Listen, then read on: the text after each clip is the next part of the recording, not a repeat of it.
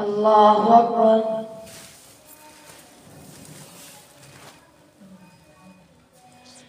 الحمد لله رب العالمين الرحمن الرحيم مالك يوم الدين إياك نعبد وإياك نستعين اهدنا الصراط المستقيم صراط الذين أنعمت عليهم غير المغضوب عليهم ولا الضالين. إليه يرد علم الساعة وما تخرج من ثمرات من أكمامها وما تحمل من أنثى ولا تضع إلا بعلمه ويوم يناديهم أين شركائي قالوا آذنا كما منا من شهيد وضل عنهم ما كانوا يدعون من قبل وظنوا ما لهم من محيص. لا يستوي الإنسان من دعاء الخير وإن مسه الشر فيئوس قنوط ولئن ذقناه رحمة منا من بعد ضراء مسته ليقولن هذا لي وما أظن الساعة قائمة ولئن رجعت إلى ربي إن لي عنده للحسنى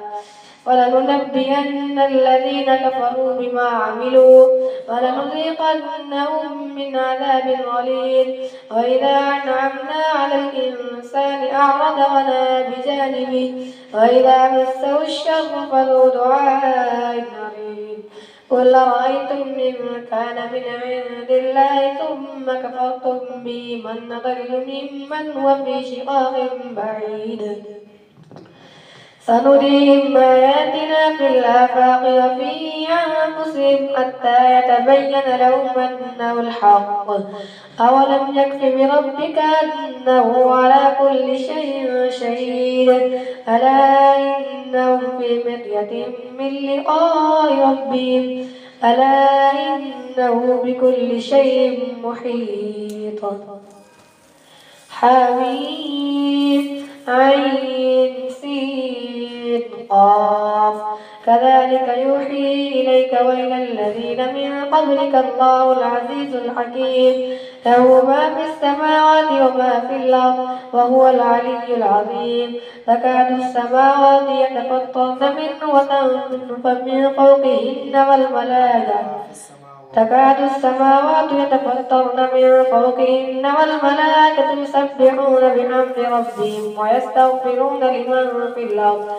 ألا إن الله هو الغفور الرحيم. والذين اتخذوا من دونه أولياء الله حفيظ عليهم وما أنت عليهم بوكيل. وكذلك أوحينا إليك قرآنا عربيا لتنذر أم القرى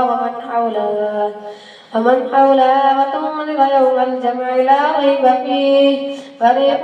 في الجنة وفريق في السعير. ولو شاء الله لجعلهم أمة واحدة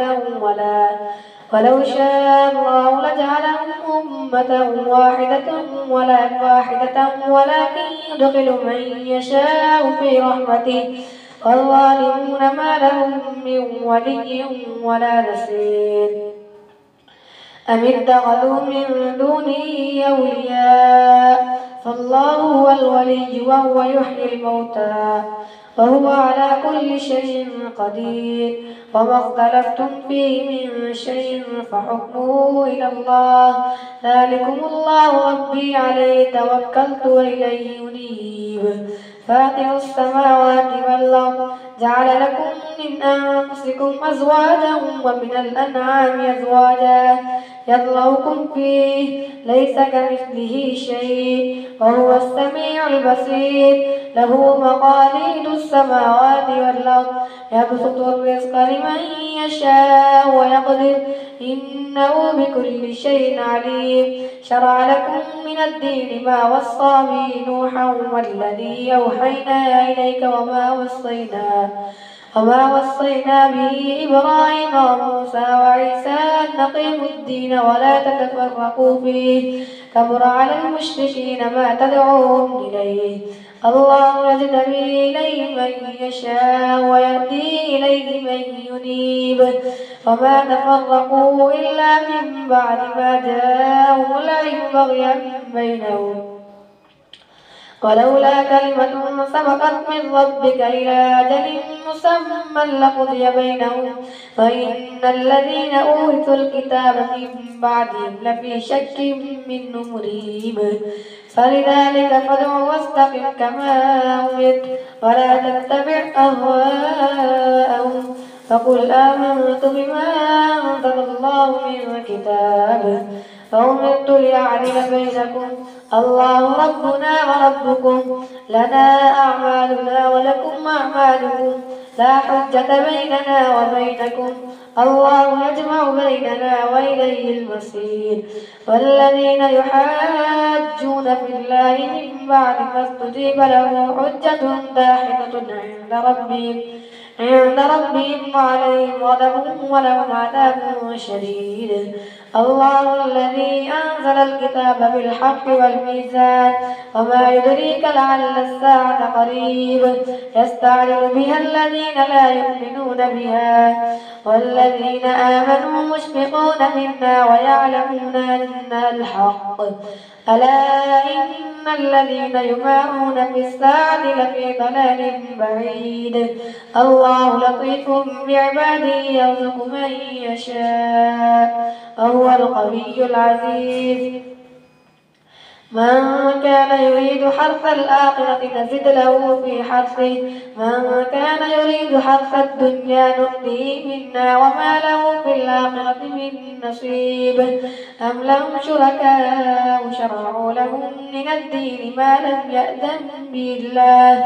ولولا كلمة الفصل لقضي بينهم وإن الظالمين لهم عذاب أليم ترى الظالمين مشفقين مما كسبوا وهو واقع بهم والذين آمنوا وعملوا الصالحات في روضات الجنات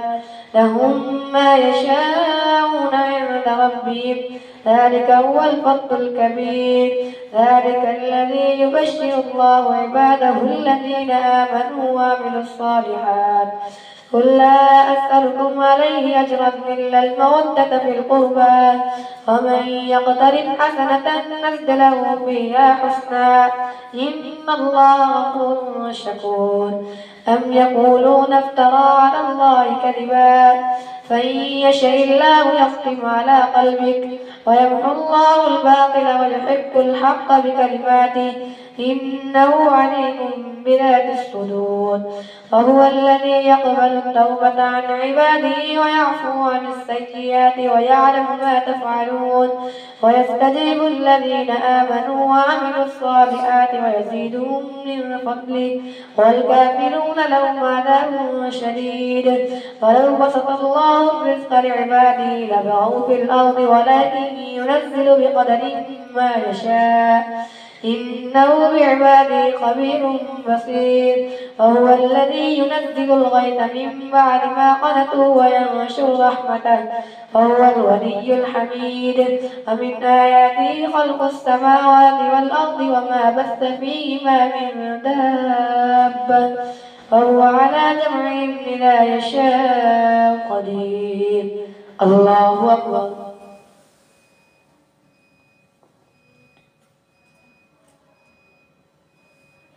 سمع الله لمن حمده الله أكبر الله أكبر الله أكبر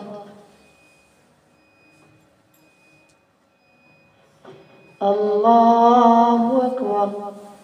الحمد لله رب العالمين الرحمن الرحيم مالك يوم الدين إياك نعبد وإياك نستعين اهدنا الصراط المستقيم صراط الذين أنعمت عليهم غير المغضوب عليهم ولا الضالين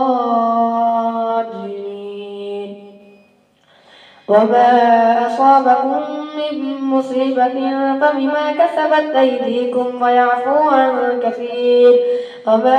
أنتم بمعجزين في الأرض وما لكم من دون الله من ولي ولا نصير ومن آياته الجوار في البحر كالأعلام إن يشأ يسكن الريح فيظللن رواكد على ظهره إن في ذلك لآيات لكل صبار شكور أو يوبقهن بما كسبوا ويعفو عن كثير ويعلم الذين يجادلون في آياتنا ما لهم من محيص فما أوتيتم من شيء فمتاع الحياة الدنيا وما عند الله خير وأبقى للذين آمنوا وعلى ربهم يتوكلون والذين يجتنبون كبائر الإثم والفواحش وإذا ما غضبوا هم يغفرون والذين استجابوا لربهم وأقاموا الصلاة وأمرهم شورى بينهم ومما رزقناهم ينفقون والذين إذا أصابهم البغي هم ينتصرون وجزاء سيئة سيئة مثلها فمن عفا وأصلح فأجره على الله إنه لا يحب الظالمين ولمن انتصر بعد ظلمه فأولئك ما عليهم من سبيل إنما السبيل على الذين يظلمون الناس ويبغون في الأرض بغير الحق أولئك لهم عذاب أليم ولمن صبر وغفر إن ذلك لمن عزم الأمور ومن يضلل الله فما له من ولي من بعده وترى الظالمين لما رأوا العذاب يقولون هل إلى مرد من سبيل وتراهم يعرضون عليها خاشعين من الذل ينظرون من طرف خفي وقال الذين آمنوا إن الخاسرين الذين خسروا أنفسهم وأهليهم يوم القيامة ألا إن الظالمين في عذاب مقيم وما كان لهم من أولياء ينصرونهم من دون الله ومن يضلل الله فما له من سبيل استجيبوا لربكم من قبل أن يأتي يوم لا مرد له من الله ما لكم من ملجأ يومئذ وما لكم من نكير فإن أعرضوا فما أرسلناك عليهم حفيظا إن عليك إلا البلاغ وإنا إذا أذقنا الإنسان منا رحمة فرح بها وإن تصبهم سيئة بما قدمت أيديهم فإن الإنسان كفور لله ملك السماوات والأرض يخلق ما يشاء يهب لمن يشاء إناثا ويهب لمن يشاء الذكور أو يزوجهم ذكرانا وإناثا ويجعل من يشاء عقيما إنه عليم قدير وما كان لبشر أن يكلمه الله إلا وحيا أو من وراء حجاب أو يرسل رسولا فيوحي بإذنه ما يشاء إنه علي حكيم وكذلك أوحينا إليك روحا من أمرنا ما كنت تدري ما الكتاب ولا الإيمان ولكن جعلناه نورا نهدي به من نشاء من عبادنا وإنك لتهدي إلى صراط مستقيم صراط الله الذي له ما في السماوات وما في الأرض ألا إلى الله تصير الأمور حميم والكتاب المبين إنا جعلناه قرآنا عربيا لعلكم تعقلون فإنه في أم الكتاب لدينا لعلي حكيم أفنضرب عنكم الذكر صفحا أن كنتم قوما مسرفين وكم أرسلنا من نبي في الأولين وما يأتيهم من نبي إلا كانوا به يستهزئون فأهلكنا أشد منهم بطشا ومضى مثل الأولين ولئن سألتهم من خلق السماوات والأرض ليقولن خلقهن العزيز العليم الذي جعل لكم الأرض مهدا وجعل لكم فيها سبلا لعلكم تهتدون والذي نزل من السماء ماء بقدر فأنشرنا به بلدة ميتا كذلك تخرجون والذي خلق الأزواج كلها وجعل لكم من الفلك والأنعام ما تركبون لتستووا على ذروه ثم تذكروا نعمة ربكم إذا استويتم عليه وتقولوا سبحان الذي سخر لنا هذا وما كنا له مقرنين فإنا إلى ربنا لمنقلبون وجعلوا له من عباده جزءا إن الإنسان لكفور مبين أم اتخذ مما يخلق بنات وأصفاكم بالبنين وإذا بشر أحدهم بما ضرب للرحمن مثلا ظل وجهه مسودا وهو كظيم أومن ينشأ في الحلية وهو في الخصام غير مبين وجعلوا الملائكة الذين هم عباد الرحمن إناثا أشهدوا خلقهم ستكتب شهادتهم ويسألون وقالوا لو شاء الرحمن ما عبدناه ما لهم بذلك من علم إن هم إلا يخرصون أم آتيناهم كتابا من قبله فهم به مستمسكون بل قالوا إنا وجدنا آباءنا على أمة وإنا على آثارهم مهتدون وكذلك ما أرسلنا من قبلك في قرية من نذير إلا قال مترفوها إنا وجدنا آباءنا على أمة وإنا على آثارهم مقتدون قال أولو جئتكم بأهدى مما وجدتم عليه آباءكم قالوا إنا بما أرسلتم به كافرون فانتقمنا منهم فانظر كيف كان عاقبة المكذبين الله أكبر.